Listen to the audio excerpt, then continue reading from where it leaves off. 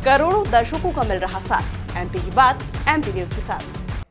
भारतवर्ष में ये परंपरा रही है कि हमारे मुनिजन, हमारे साधु, हमारे संत जब भी कोई परंपरा की शुरुआत करते हैं तो वो आने वाले कल यानी कि भविष्य का दर्पण और आईना हमें दिखाती है। कुछ ऐसा ही राष्ट्र में एक अनुपम संदेश लेकर आए हैं मुनि श्री विनम्र सागर जी महाराज, और उन्होंने सोशल मीडिया की दुनिया में जो लगातार अश्लीलता परोसी जा रही है उसके खिलाफ एक बड़ी क्रांति का शंखनाद कर दिया है। किस तरह से उन्होंने एक राष्ट्रव्यापी अभियान की शुरुआत की है और इंदौर की सरजमी से उन्होंने इसे लेकर अपने क्रांतिकारी बोल भी जो हैं अभिव्यक्त कर दिए हैं। आइए एमपी न्यूज़ के इस खास सेगमेंट में हम मुनिश्री परम आदरणीय विनम्र सागर जी महाराज जी से संवाद के प्रयास करते हैं। महाराज जी, आपका बहुत बहुत स्वागत है एमपी न्यूज़ के सबसे पहले इस खास सेगमेंट में। विनम्र सागर जी महाराज, आपके नाम में ही विनम्रता है, लेकिन आपके बोल बड़े क्रांतिकारी हैं और आपने जो अभियान की शुरुआत की है इसने पूरे देश में, मध्य प्रदेश में एक नई बहस को जन्म दिया है। किस तरह से आप चिंता प्रकट करते हैं कि सोशल मीडिया के ज़माने में जो सामाजिक दूरी थी अब वो धीरे धीरे कम होती जा रही है और अश्लीलता, नग्नता परोसी जा रही है, इसके खिलाफ कैसे अपने एक अभियान की शुरुआत की? शुरुआत में गुरुदेव हमेशा ये बात कहते थे कि जैसे जैसे समय बदलता है वैसे वैसे हिंसा के रूप बदलते हैं। तो जैसे जैसे समय की धार तेज होती है वैसे वैसे हिंसा की धार भी तेज होती चली जाती है। जी। आज का जो युवा है, हिंदू हो चाहे जैन हो, कोई भी हो, वो ग्रंथ उठा करके नहीं पढ़ता, वो सुन करके सीखने की कोशिश करता है। जी बिल्कुल। और बचपन में सिखाते थे कि सुनने से ज़्यादा देखने का असर पड़ता है। जी जी। इसलिए छोटे छोटे से बुक्स में चित्र भी रहते थे और उस पर लिखा भी रहता था, तो चित्र देखने से विजन बनता था कि ऐसा हो रहा है। जी। पिछले 15 सालों से लगातार देख रहा हूँ इस बात को। मुझे दीक्षा लिए हुए गुरुदेव के आशीर्वाद से करीब 20-21 वर्ष हो गया। मतलब मैं 20.5 साल का था जब गुरुजी के पास आया था, आज मैं 45 साल का होने को आया। तो उस वक्त नोकिया और मोटोरोला का 3310 एक छोटा सा मोबाइल चलता था। जी।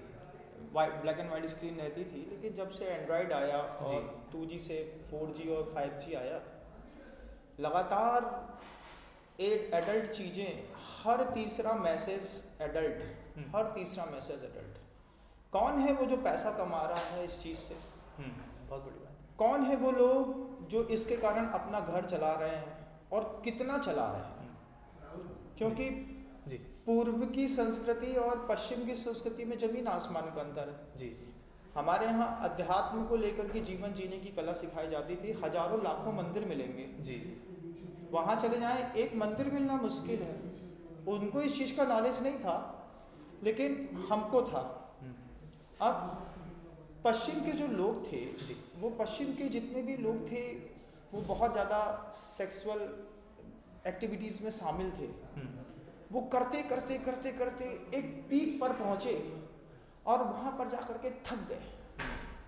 थकने के बाद वो सड़कों पर उतरे और झूम रहे हैं, हरे रामा हरे कृष्णा हरे कृष्णा कर रहे हैं। और हमारे यहाँ के लोग जो हरे रामा हरे कृष्णा करते थे वो उनके पीक को पाने की कोशिश कर रहे हैं। आज वो हम बनना चाहते हैं और हम वो बनना चाहते हैं।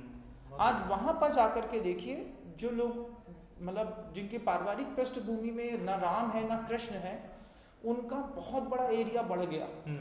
इस्कॉन और स्वामी जी महाराज के द्वारा जो डेवलपमेंट विदेशों में हुआ, उसके कारण रामचंद्र जी, कृष्ण जी की पहुंच बहुत ऐसे भूभाग तक हो गई जहां तक उम्मीद नहीं थी। आज लोगों को अध्यात्म समझ में आता है, योग समझ में आता है, तो वो वहां पर झूम रहे हैं, हरे रामा हरे कृष्णा कर रहे हैं। हम यहाँ पर दम मारो दम कर रहे हैं। विडम्बना है कि बिल्कुल बदल गए। जी। इसमें सोशल मीडिया का बहुत बड़ा हाथ है। जी। और ये बात बिल्कुल तय है कि सिर्फ अश्लीलता ही नहीं है, अश्लीलता के पीछे कारोबार बहुत बड़ा होता है। एक मूवी आपने देखी होगी, कबीर सिंह की आई थी अभी, कौन सी थी वो, जिसमें बहुत ज़्यादा सिगरेट पीता था और शराब पीता था। जी। एक मूवी आई थी, कबीर सिंह की मूवी का नाम था शायद, कबीर सिंह की मूवी था।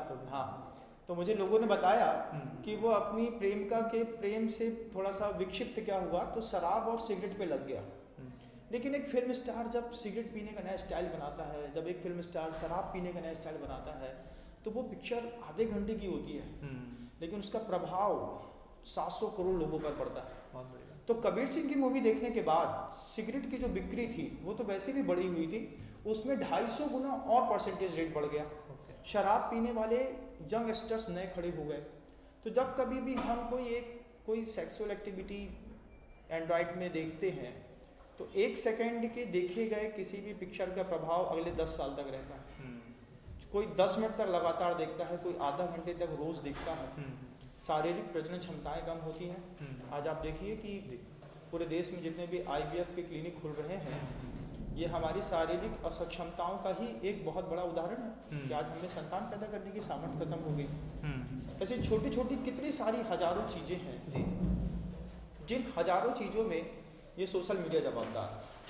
आज हम सिर्फ सोशल मीडिया पर अश्लीलता का विरोध कर रहे हैं, हम इसके अलावा किसी चीज़ का विरोध नहीं है, कोई हमारा दुश्मन नहीं है, हम किसी का बुरा नहीं चाहते हैं, बस अपने समृद्ध समाज की कल्पना है, समृद्ध राष्ट्र की कल्पना है। पूरे आर्यावर्त, पूरे हिंदू समाज 70 करोड़ की जो जनता है, इसमें किसी महिला के साथ बलात्कार होता है तो हम बहुत ज़्यादा आवाज़ उठाते हैं।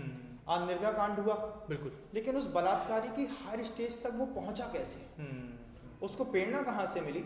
निश्चित ये सोशल मीडिया रहा होगा। बिल्कुल, आज बिल्कुल स्वच्छ इंटरनेट जिस दिन हो जाएगा, जैसे कोरोना काल के 2 साल के टाइम पीरियड पे कभी साफ न दिखने वाली यमुना बिल्कुल साफ हो गई थी। अगर एक बार भारत सरकार सिर्फ 60 दिन के लिए सोशल मीडिया पर अश्लीलता बंद करके चेक करने की भी कोशिश करेगी तो 60 दिन में पूरे भारत की यमुना और मानसिकता बिल्कुल शांत और ठंडी और स्वच्छ हो जाएगी।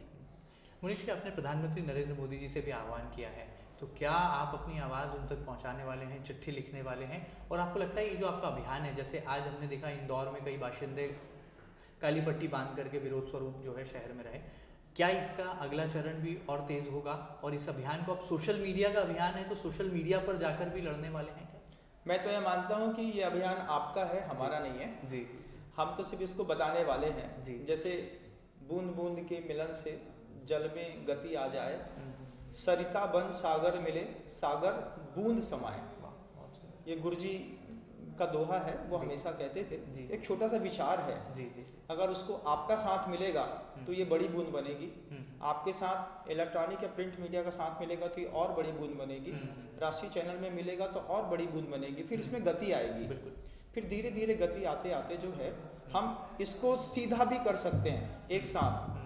लेकिन गति लाने का मतलब होता है कि लोगों को इस बात की अवेयरनेस हो कि अब ये चीज़ें बंद होने जा रही हैं और 100% बैन होंगी, तो लोगों में थोड़ा बहुत भय भी पैदा करना पड़ेगा। बिल्कुल, गिने चुने लोग हैं, एक 30-32 लोगों की टीम होती है और एक 12x20 के कमरे में पिक्चराइज करते हैं। लेकिन जब उसको लोग हमारे घरों में देखते हैं तो लोग सड़कों पर इम्प्लीमेंट करते हैं। रिसेंटली अभी आपके इंदौर में जो केस हुआ, वो इसका जीता जागता उदाहरण था। मैं वही सवाल करने वाला था। एक लड़की है, बड़ी वायरल हो गई, उसने सनसनी फैला दी, उसके एक वीडियो ने 2 जगहों पर सार्वजनिक स्थानों पर लोग असहज थे, लेकिन लड़की बिल्कुल भी असहज नहीं। हालांकि बाद में उसने माफीनामा जारी उसको जब उसके बारे में मैंने सुना तो मुझे बशीर बद्र की वो 2 लाइनें याद आ गई कि एक ही रात में वो पर्दे पे छा गई, पर्दे की चीज पर्दे पर दिखा गई।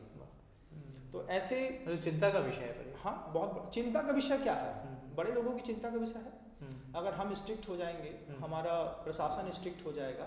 आज सबके घर में बेटियां हैं, सबके घर में बहुएं हैं, सबके बच्चे पेट में पल रहे हैं। ये जब बड़े होंगे तो हर बेटी को इस तरीके का एनवायरनमेंट झेलना पड़ेगा ना। आज हम अश्लीलता को बंद करेंगे, हम कहते हैं 60 दिन के लिए बस पूरे भारत से एक प्रयास होना चाहिए। एक प्रयास करके देखिए कि थाने में रेट कितने कम गिरते हैं, कितने मर्डर कम हो रहे हैं, कितनी चोरियां कम हो रही हैं, कितनी ड्रग्स की सप्लाई कम हो रही है, कितनी शराब की बिक्री कम हो रही है, कितनी एक्टिविटीज के मामले में कितना और रेट गिर रहा है। 60 दिन एक बार चेक तो करके देखिए। मैं अभी एक अपशब्द बोल दूं तो पूरे देश में पहुंच जाएगा। लेकिन मैं एक अच्छी बात बोल रहा हूँ, उसको पहुंचाने तो इसको पहुंचाने में बहुत मेहनत लगेगी। ठीक वैसे ही है कि शराब की दुकान अगर इंटीरियर में भी होगी तो उसके लिए ग्राहक वहाँ पहुँच जाएगा। दूध मार्केट के बीच में भी रखेंगे तो उसको बोलना पड़ेगा भैया 50 रुपये लीटर है, आप ले लो। तो मैं इस मामले में तो ऐसा मानता हूँ कि मैं खुद अपने आप को गुरु जी का एक भक्त या हनुमान मानता हूँ और दूसरा हनुमान मैं आपको मानता हूँ। तो आपका सौभाग्य, आपका बड़प्पन है, मेरा सौभाग्य। इस चीज़ को आप भी आगे बढ़ाइए। जी। और ये मुहिम मेरी नहीं है, जी ये तो गुरुजनों की है, संतों की है। जी। हमारे यहाँ की ऋषि मुनियों ने इस बात को ग्रंथों में भी लिखा था कि यत्र नार्यस्तु पूज्यन्ते रमन्ते तत्र देवता। आज 80 साल का जो वृद्ध है, जिसने कभी कल्पना नहीं करी होगी, वो भी ऐसी चीज़ों को देख करके जो भावात्मक रूप से बलात्कार करता है, उसका भी कर्म बंद होता है हमारे यहाँ। मतलब जो करते हैं उसका नहीं, जो सोचते हैं उससे भी पाप बनता है ना। तो बहुत सारे लोग इस पाप बंद में शामिल हो गए हैं। तो अपन एक साथ मिलकर के एक छोटी सी मुहिम है, किसी का पेट नहीं मारा जाएगा, किसी की जान नहीं लेंगे, लेकिन अपना ईमान वापस सुरक्षित रखेंगे। हमारा एक नारा है, स्वच्छ इंटरनेट स्वच्छ भारत। स्वच्छ इंदौर है, बहुत अच्छा दिखता है। मैं अभी आकर आ रहा था तो पलासिया रोड में जब मुझे ला रहे थे तो बिल्कुल साफ सुथरा, नीट क्लीन, चिकना दिख रहा था। मैं सोच रहा था कि ऊपर से साफ सुथरा है। और भी जो विकार हैं, जैसे अभी मुझे बताया कि बड़े बड़े कॉलेजेस में गोवा से ड्रग्स आ रही है और स्कूलों में ड्रग्स बिक रही है। पान के ठेले जो स्कूल के बाहर रहते हैं, सरकार उस पर बैन क्यों नहीं लगाती? अब स्कूल के बाहर जो कापी पुस्तक की दुकान है, एक बार उस पर भी तो रेट मार के देखिए कि उसमें सिगरेट भी बिक रही है, राशि का गुटखा भी बिक रहा है, पाउच भी बिक रहा है, फिर बियर के छोटे से पाउच बिक रहे हैं, फिर कोको कोला और अल्कोहल मिला करके दी जा रही है। तो इतना तो सरकार को प्रोटेक्ट करना पड़ेगा ना कि ये स्कूल का प्रोमाइसिस है, बाहर आप इस तरीके की चीज़ें नहीं बेच सकते हैं। बिल्कुल। तो इन चीज़ों में आप देखिए और अपना बचपन देखिए, जब अपन छोटे थे, जब अपन 10th 11th पढ़ते थे तो स्कूल के बाहर का किस तरीके का माहौल होता था। उद्वेग उस समय बच्चों में बहुत तेज होता है और जो लोग इसका फ़ायदा उठाना चाहते हैं वो लाखों करोड़ रुपए खराब कर देते हैं।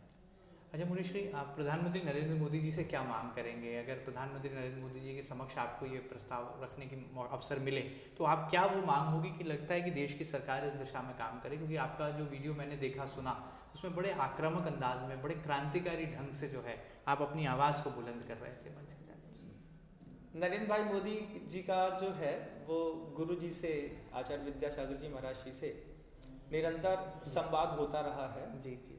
वे स्वयं भी आकर के समय समय पर मिलते रहे हैं और समय समय पर गुरुदेव को शिक्षा नीति को लेकर के कोई विचार देना होता था तो उनके जो बीच में राष्ट्रीय स्वयं सेवक के संघ के जो वरिष्ठ कार्यकर्ता थे, मोहन जी भागवत जी स्वयं भी, वो समय समय पर आते रहते थे और समझते रहते थे। नरेंद्र भाई मोदी की आंख का आंसू मुझे आज भी याद है, जब गुरुदेव के बारे में वो सदन पे बोल रहे थे और उनकी आंख से आंसू निकल गए कि एक विभूति को खो दिया। ऐसे ही नरेंद्र भाई मोदी भी एक पूरे देश की, भारत की एक बहुत बड़ी विभूति हैं। वे 140 करोड़ लोगों के पिता हैं। प्रधानमंत्री के पद पर बैठना एक पिता की या एक भगवान की भूमिका तय करना होता है। उनका एक गलत निर्णय पूरे भारत को बदनाम कर सकता है, लेकिन उनके लगातार 10 साल के सटीक निर्णयों से आज हम विश्व गुरु की ओर बढ़ रहे हैं। जिन वीटो पावर कभी था नहीं, किसी ने कोशिश करी भी तो मिला नहीं, और नरेंद्र भाई मोदी के कारण हमको वीटो पावर मिला। राजनीतिक दखलंदाजी बहुत बड़ी है, चाइना का मुंह बंद किया है, पाकिस्तान से वार बंद हो गए हैं, अब एक अंदर का एक वार और बंद होगा। नरेंद्र भाई मोदी उम्र के उस पड़ाव में हैं, करीब 74 प्लस हो चुके हैं वो। 74 क्यों, 78 प्लस हो चुके हैं। और आज इस बात की पूरी उम्मीद है कि वे जब अपने को सेवानिवृत्त करना चाह रहे हैं उसके पहले वो इंटरनेट पर अश्लीलता 100% बैन कर दें, जैसे चाइना में बैन है। चाइना में बहुत सारी चीज़ें बैन हैं। चाइना में इंटरनेट ही नहीं मिलता, नेट मिलता ही नहीं है, सिर्फ उन्हीं लोग को दिया जाएगा जिनको आवश्यकता है, तो वहाँ के लोग काम करते हैं। फिर कई बार ऐसा लगता है कि ऐसा तो नहीं है कि जो यंगस्टर्स हैं ये काम मांगेंगे, अगर मान लीजिए नेट नहीं मिला, फालतू की एक्टिविटी में फंसे नहीं रहे, तो ये बच्चे फिर बोलेंगे हमको काम दो, हमको बिजनेस दो। तो कहीं ऐसा तो नहीं कि सरकार कहीं पंगु है कि जवान युवाओं को काम नहीं दे पा रही है, इसलिए तो नहीं कि कुछ इंटरनेट चला रही है। फिर बहुत सारे लोग ऐसा भी कहते हैं कि सूचना और प्रसारण मंत्रालय के जो लोग होते हैं, हो सकता है उनको नीचे से, टेबल के नीचे से कुछ मिलता हो, कुंटलों से सोना या फिर बहुत ज़्यादा कैश, क्योंकि इसके पहले की सरकार में जब कांग्रेस की सरकार थी उस वक्त ये सारी सुविधाएं नहीं थी और किसी ने सोचा नहीं था कि इतनी बड़ी अश्लीलता से हमारी पूरा मेंटल मैप ही चेंज हो जाएगा। आज हमारा मेंटल मैप चेंज हो गया। आज हम, कोई लड़की है अगर मान लीजिए वो सरसों का तेल लगा करके और चोटी करके घूम रही है तो हम उसको देखना पसंद नहीं करते, जबकि ये हमारे यहाँ का एक सामान्य सी संस्कृति थी कि सरस्वती शिशु मंदिर में जाएंगे तो 2 चोटी रिबन लगा कर जाना पड़ेगा। आज फैशन बदल दिया। कॉन्वेंट स्कूल के कारण 10th क्लास तक की बेटी घुटने से ऊपर का फ्रॉक पहन करके जाएगी, ये कंपलसरी कर दिया। ये उन देशों के लिए था जिन देशों में बहुत तेज गर्मी पड़ती थी और बहुत तेज गर्मी के कारण बेटियों में असमंजस पैदा होता था, तो वहाँ की संस्कृति थी, हमारी नहीं थी। लेकिन आज हमको फ्रॉक घुटना दिखाते हुए पहननी पड़ती है, लेगी नहीं पहन सकते आप। तो ये जो छोटे छोटे रूल्स हैं, जो बात सामान्य से जनता जानती है, तो मैं समझता हूँ नरेंद्र भाई मोदी भी जानते होंगे, और नरेंद्र भाई मोदी इस बात को जानते हैं। अगर वो इसके बाद भी ठीक नहीं कर रहे हैं, तो अगर उनकी मजबूरी है तो फिर हम इसके लिए आवाज़ उठाएंगे। अगर मजबूरी नहीं है तो नरेंद्र भाई मोदी से पूरे साधु समाज की ओर से मैं इस बात का भावना और निवेदन करूंगा कि वे इंटरनेट पर अश्लीलता पूरी तरह से बैन कर दें, और 90 के दशक का जो एडल्ट सर्टिफिकेट मूवी में मिलता था, उस सर्टिफिकेट को दोबारा लाएं। क्योंकि उस समय में जब माधुरी दीक्षित या दूसरे हीरो हीरोइन रहते थे, आप 90 के दशक की कोई एक वीडियो आज के लेटेस्ट वीडियो से मैच करके एक बार देखिए, क्या ड्रेसिंग सेंस है, डांस करने का क्या तरीका है, क्या पिक्चराइजेशन का तरीका है, क्या इमोशंस हैं। आज नेटफ्लिक्स में जितने भी वेब सीरीज आ रही हैं, इसमें ऊपर जब तक वायलेंस, सेक्स, अल्कोहल, स्मोकिंग, ये 4 शब्द ना लिखे जाएं, तब तक कुछ चलता ही नहीं है। तो ये भारत कहाँ जाना चाह रहा है? मतलब चिंता और चिंतन दोनों की आवश्यकता है। हाँ, आज वो जो वेदना हो रही है पूरे देश में, जो युवा विक्षिप्त है, मतलब इतना ज़्यादा विक्षिप्त, एक पागल इस आदमी की जो स्थिति होती थी, आज वो बच्चे की घंटों ऊपर 3री मंजिल पर कमरे में बैठा रहेगा, खाना नहीं, पानी नहीं, पीना नहीं, कुछ नहीं, बस नेट 5G मिलना चाहिए। एक एंड्रॉयड दे दिया, रात के 2 बजे तक, सुबह 11 बजे तक सोएगा, सुबह सो के उठेगा, सबसे पहले मोबाइल मोबाइल मोबाइल। ये भी ड्रग्स का एडिक्शन है। जैसे किसी को स्वीट्स खाने का एडिक्शन होता है, किसी को स्मोकिंग का एडिक्शन होता है, आज हमारे बच्चों में मोबाइल का एडिक्शन है। और यही मोबाइल में एडिक्शन में लगे रहेंगे, और आपने और हमने मेहनत नहीं करी, तो जमाना हम और आप दोनों को अपराधी सिद्ध करेगा। क्योंकि गुरुजी कहते थे हमेशा कि समाज को 2 लोग बिगाड़ते हैं, एक सक्रिय दुर्जन बिगाड़ता है और दूसरे निष्क्रिय सज्जन लोग बिगाड़ देते हैं। तो अगर हम निष्क्रिय सज्जनों में आते हैं तो हम भी अपराधी हैं। ये भी एक तरीके की हिंसा है, और अहिंसा परमो धर्म मेरा सहारा है। बिल्कुल ठीक। तो मैं हिंसा तो नहीं होने दूंगा। अपने व्यवहारिक और नैतिक स्तर तक जहां तक मेरी लक्ष्मण रेखा है, वहां तक मैं संवाद को रखूंगा। इतिहास इस बात को गवाह रहेगा कि एक साधु ने इसको लेकर के आवाज उठाई थी, लेकिन जनता ने उसकी आवाज दबा दी, और दबाने का परिणाम आप खुद भोगेंगे। आज आप छोटा सा इमेज करके देखिए कि घर के अंदर जो बच्ची हाफ पैंट पहन करके घूमती है, हमको स्वीकार नहीं होता। लेकिन कई बार ऐसा होता है कि जब हम घर में नहीं होते हैं तो हमारी बच्ची उसी हाफ पैंट में स्कूटी चला करके बाहर दूध लेने चली जाती है, और एक स्कूटी एक बार हाफ पैंट के साथ बाहर जाती है तो उसके बाद 50 बुलेट हमारे मोहल्ले में बिल्कुल फिक्स टाइम पे चलती हैं। मतलब उसको पता है कि 7 बजे वो यहाँ बाहर खड़ी होंगी, तो 7 बजे वो बुलेट निकलती है बार बार बार बार बार बार। इस तरीके का कितना अपराध होता है, कितना वायलेंस और बलात्कार होता है। ऐसे कितने अपराध हैं जो रजिस्टर्ड नहीं होते। निर्भया रजिस्टर्ड हो गई, कोलकाता वाला जो केस था वो रजिस्टर्ड हो गया। ऐसे कितने केस रोज के हैं जो रजिस्टर्ड नहीं होते। उन अनरजिस्टर्ड वो भी तो अपराध है ना, उसको ये नेट रोक देगा। और सिर्फ अश्लीलता रुकेगी तो सिर्फ अश्लीलता नहीं रुकेगी, अश्लीलता के साथ शराब रुकेगी, अश्लीलता के साथ सिगरेट रुकेगी, अश्लीलता के साथ जो है हमारे जुआ खेलने की प्रवृत्तियां भी रुकेंगी। ये बात भी एक बहुत गहरी है कि पहले जुए के फड़ लगा करते थे, पटपत्ती खेलते थे, 3-5 खेलते थे, अंदर बाहर खेलते थे, 10, 20, 50, 100 रुपए का, 25-50 लोग के कमरे में इकट्ठे हो गए तो पुलिस वाले पता करके रेट मारते थे, कहाँ जुआ खेला जा रहा है, चलो वहाँ पे रेट मारते हैं। फिर जुआरियों को पकड़ते थे, पूरा जुआ का पैसा उठाते थे, फिर जुआरियों से पैसे लेते थे, उनको अंदर करते थे, क्योंकि वो बुराई थी। आज उसको लीगल कर दिया। मान लीजिए कोई बहुत अच्छा स्टार है जो लगातार आपको इंटरनेट पर या फिर मोबाइल पर इस बात के लिए प्रेरणा दे रहा है कि रमी खेलो लेकिन थोड़ा समझ के। ये कोई तरीका होता है? 18 वर्ष वाले नहीं खेले अपनी रिस्क पर। आज आप देखिए 19 साल का बच्चा 50-50 लाख रुपए हार चुका है, माता पिता को घर बेचना पड़ता है, फिर बच्चा बोलता है या तो पैसा चुकाओ या तो मैं सुसाइड कर लेता हूँ। जब माता पिता इस कंट्रोवर्सी में फंस जाते हैं, आज रमी को जुआ को लीगल कर दिया आपने, नेट पर लीगल कर दिया। आज आपने इतने सारे गेम्स लेकर के आए कि हर गेम्स में आपने कॉइन सिस्टम अपडेट किया। मतलब गेम्स का भी रूल है कि हम पहले आपको कॉइन्स कलेक्शन में सिखाएंगे, जी, फिर आपको जी। बताएंगे कि 1 करोड़ कॉइन्स इकट्ठे करने पर हम आपको 1100 रुपये देंगे या बिल्कुल। 2500 रुपये देंगे। धीरे धीरे आपको इससे जीतने हारने की आदत लगेगी, फिर धीरे धीरे वो गेम्स हटेंगे और फिर रमी के गेम्स आएंगे।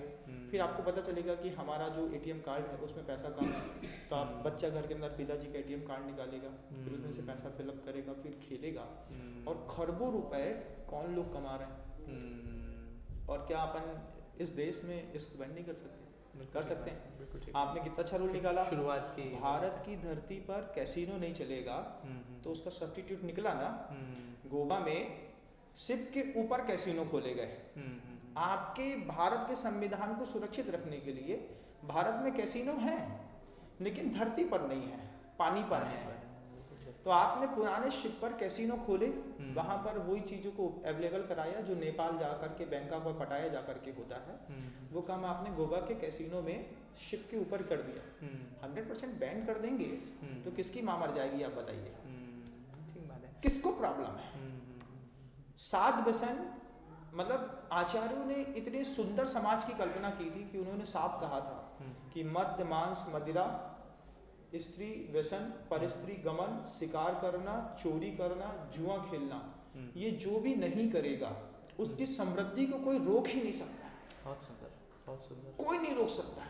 अगर आप परस्त्री गमन नहीं करते हैं, आप जुआ नहीं खेलते हैं, शराब नहीं पीते हैं, मांस नहीं खाते हैं, आपकी समृद्धि को कोई नहीं रोक सकता।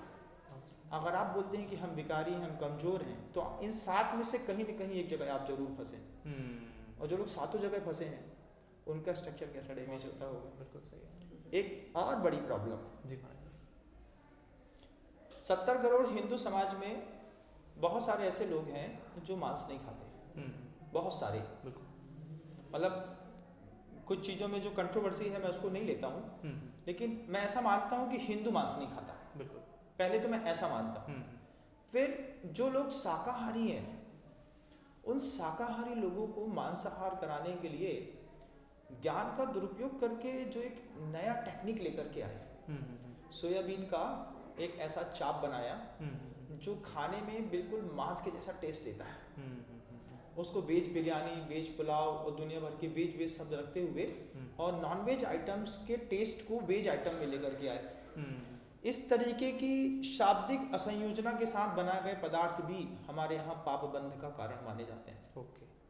अभी तो प्रसाद में भी बताया गया है कि चर्बी मिल गई जानवरों की। देखिए ये तो बहुत बड़ी कंट्रोवर्सी है कि आप गाय को ट्रांसपोर्ट कर रहे हैं और आप बोल रहे हैं कि घी बन करके आ रहा है, तो मैं मानता नहीं हूँ। इसके लिए गुरुदेव ने बहुत प्रकल्प करे, 350 गौशालाएं खुली, जिन 350 गौशाला में आज 5 लाख से ऊपर गौवंश सुरक्षित है। और मैं तो, मुझे उसी दिन से लगा और मैंने काम करने के लिए बोला है, हम 15-20 दिनों के अंदर एक ऐसा प्लांट डालने जा रहे हैं जिसकी शुद्धता मैं स्वयं निश्चित करूंगा कि इसमें किसी भी प्रकार का कोई भी मिलावट नहीं रहेगी। और मेरे शब्दों की शुद्धता, मतलब पूरे देश में इस बात की शुद्धता प्रभावित होगी कि महाराज ने कहा है तो ये साफ सुथरा है। कुछ शावकों को मैं तैयार कर रहा हूँ, सिवनी के पास पूरा एरिया है जहाँ पर बहुत ज़्यादा गौवंश है। उन गौवंश की सुरक्षा के साथ भी घी उपलब्ध कराएंगे, वो सबसे कम कीमत पर, जिससे दिक्कत नहीं होगी। लेकिन मैं वो बात कह रहा था कि मांस को शाकाहारी व्यंजनों में सेम टेस्ट देना, बिरयानी का वेज बिरयानी देना, वेज चिकन देना, वेज खाली पाव, गोदी पाव, फिश बेगार, fish bite, chicken chilli, korma, ये सब चीज़ों का नया टेस्ट देना। सोयाबीन का चाप बनाया और चाप बना करके उसको सेम शेप देना, पकड़ कर जब वो खाता है तो बिल्कुल वैसे लगता है जैसे वो खा रहा है। तो ये शाकाहारी लोगों को मांसाहार की ओर आकर्षित करने का एक नया तरीका है। आज हम शाकाहार खा रहे हैं, धीरे से एक दिन लगेगा कि ओरिजिनल क्या होता है। एक दिन ओरिजिनल के एक बार यहाँ से वहाँ जाएंगे। गुरुजी हमेशा कहते थे इस बात को, पुण्य हो या पाप, एक कदम आगे बढ़ाओगे तो सब सस्ता लगने लगता है। उपवास नहीं होता, एक कदम बढ़ाओगे तो होने लगेगा, हल्का लगने लगेगा। पाप है, पहली बार करने में घबराओगे, लेकिन एक बार कर लोगे तो वो चीज़ भी हल्की लगने लगेगी। तो आज हम शाकाहारी व्यंजनों में मांसाहार खा करके अपनी मानसिकता को मांसाहार के लिए तैयार कर रहे हैं। ये बहुत बड़ी बात है। सरकार को इस बारे में भी सोचना चाहिए। इसको शाब्दिक व्याभिचार कहते हैं कि शब्द का व्याभिचार है। बिरयानी मतलब मांसाहार, अब आप उसमें वेश शब्द उपसर्ग जोड़ करके उसको इस तरफ लेकर के आ गए, ये बहुत बड़ा व्याभिचार है। तो 3 चीज़ें बहुत बड़ी हो गई हैं। एक तो अश्लीलता बहुत बड़ी हो गई है, इस तरीके की ये जो व्याभिचार वाली बात हो गई ये बड़ी हो गई है, और जो लीगल जुआ हो गया है उसके खिलाफ भी रमी खेलो, इसके ऊपर भी आवाज़ उठानी पड़ेगी। और मैं मानता हूँ कि नरेंद्र भाई मोदी को ये बात दिखनी चाहिए ना, क्यों नहीं दिखती है? छोटी छोटी चीजें दिखती हैं। पत्र लिखने वाले हैं, चिट्ठी लिखने वाले हैं? मैं चिट्ठी क्या, मेरा संदेश आप ही देंगे। मैं तो सीधा, मेरा वॉइस रिकॉर्डिंग तो है ही। मैं तो चाहता हूँ कि आप इस बात को वहाँ तक पहुँचाएं, क्योंकि मेरी बहुत सारी मर्यादाएं हैं, लेकिन फिर भी मुझे पूरा विश्वास है कैलाश विजयवर्गीय जी के ऊपर, शंकर जी लालवानी के ऊपर, कि अगर ये 2 बड़े लोगों ने भी सही ढंग से आवाज़ उठाई तो नरेंद्र भाई मोदी से इनकी फ़ोन में भी बातें होती हैं। अगर एक बार भी चाहेंगे तो उनके लिए इम्प्लीमेंट करना कोई बड़ी बात नहीं है। जब रात को 8 बजे आप नोटबंदी कर सकते हैं, तो किसी दिन रात को 8 बजे अश्लीलता भी बंद कर सकते हैं। बहुत हल्की और छोटी सी बात है, बहुत छोटी सी बात है। उनको बोलना बस है, उनकी बात को कोई नहीं काटेगा। और हम हजारों, जब तक मैं जिंदा रहूंगा तब तक इस बात की अपने मंचों से प्रशंसा करूंगा कि नरेंद्र भाई मोदी के कारण देश में इंटरनेट पर अश्लीलता, जुआ और मांसाहार के दर्शन बंद कर दिए। ये नरेंद्र भाई मोदी का सेवानिवृत्त होने से पहले पूरे भारत की जनता को बहुत बड़ा उपहार होगा, जिसकी मैं बहुत मन से आकांक्षा रखता हूँ। ज़्यादा समय नहीं लेंगे, विद्यार्थी भाव से एक सवाल और मेरे मन में आया है कि क्या कभी मुनिश्री विनम्र सागर जी महाराज को गुस्सा आता है जब कभी आपको इस तरह के वीडियोस के बारे में पता चलता है, सोशल मीडिया के इंटरनेट की तरंगों पर अश्लील वीडियो की कहानियाँ वायरल हो जाती हैं? आता है, गुस्सा आता है? आता है। तो किस तरह से अभिव्यक्त करते हैं? तो बस वो वही रहता है कि जब मैं बहुत ज़्यादा गुस्सा रहता हूँ तो पहले मैं गुरुजी को याद करता हूँ, फिर थोड़ा सा मुस्कुराता हूँ, क्योंकि बहुत देर तक कसाई करेंगे तो मैं अपने साधु भाव से हट जाऊँगा। तो मैं अपने साधु भाव से भी हटना नहीं चाहता हूँ। फिर उसको बुद्धिपूर्वक थोड़ा शांत करके दूसरे दिन उद्बोधनों में रखने का प्रयास करता हूँ। लगातार YouTube चैनल के माध्यम से जनता को मैं देने की कोशिश कर रहा हूँ। बहुत सारे चैनल्स वाले आए कि आपका प्रवचन डालना चाहते हैं, लेकिन OTT प्लेटफॉर्म को हमने चुना। पिछले 3 सालों से बोला, आज 4-5 लाख लोग हैं जो प्रतिदिन सुनते हैं मुझे, और इससे मैं अपनी बात बहुत सामान्य तरीके से जनता तक पहुंचा सकता हूं। गुस्सा तो आता है, लेकिन गुरुजी हमेशा कहते थे कि गृहस्थ के गुस्से में और साधु के गुस्से में अंतर है, क्योंकि गृहस्थ को गुस्सा भोग के कारण आता है और साधु को गुस्सा भोग नहीं छोड़ने के कारण आता है। कि तुम रोग में ग्रस्त हो, पाप करते जा रहे हो, तो जब भी मैं क्रोध आएगा तो मेरे क्रोध के निमित्त अलग हैं और आपके क्रोध के निमित्त अलग हैं। जी। तो क्रोध तो सहज प्रक्रिया है, लेकिन उसका निमित्त देखना पड़ता है, मुझे क्यों आता है। नियंत्रण में रहता है, नियंत्रण, कंट्रोल रहता है। मैं ज़्यादा ओवर नहीं हो सकता। और सीधी सी बात है, जब पिता का साया सिर पर रहता है तब तो बच्चा तेज बोल भी सकता है, लेकिन जब पिता का साया सिर पर नहीं रहता है तब बच्चा बाप बन करके जीना पड़ता है, तो और गंभीर हो जाता है। आज गुरुदेव इस सृष्टि पर नहीं है, वो होते तो मुझे इस बात का लगता है कि मेरी गलती वो संभाल लेंगे, लेकिन आज मेरी गलती मेरी गुरुदेव की गलती साबित ना हो जाए। करेक्ट। इसलिए मैं भी उसके लिए भी गुस्सा नहीं करता। आखिर में जाते जाते ये जो लड़ाई आपने शुरू की है देश में, इस लड़ाई को लड़ते रहेंगे और जब तक परिणाम सकारात्मक नहीं आएंगे, सोशल मीडिया से अश्लीलता का सफाया नहीं होगा, आचार्य मुनिश्री विनम्र सागर जी महाराज अपने क्रांतिकारी बोल इसी तरह से अभिव्यक्त करते हैं। मैं हमेशा बोलता रहूँगा, मैं जहाँ जाऊँगा मैं वहाँ बोलूँगा। आज इंदौर में हूँ, कल भोपाल जाऊँगा, कहीं फिर परसों कहीं और जाऊँगा। जहाँ भी जाऊँगा मुझे लगेगा कि थोड़ी सी भी उम्मीद है तो मैं वहाँ पे अपनी बात जरूर रखूँगा। आचार्य सिंह जी बोलते थे, बार बार बोलना चाहिए अच्छी बात को, बोलने से प्रभाव पड़ता है, बोलने से लोग सुनते हैं, आज नहीं तो कल सुनते हैं। और मैं इसका क्रेडिट नहीं चाहता, क्योंकि ये संदेश भी मैं ऐसा मानता हूँ कि मेरा नहीं है, गुरु जी का ही है। सामायिक में बैठा था, बहुत देर तक चिंतन करता रहा, बार बार सोचता रहा कि ऐसा क्यों होता है, और मुझे ऐसा लगा कि सामायिक में कि अगर ये बंद होगा तो बहुत कुछ चीज़ें सुधर जाएंगी।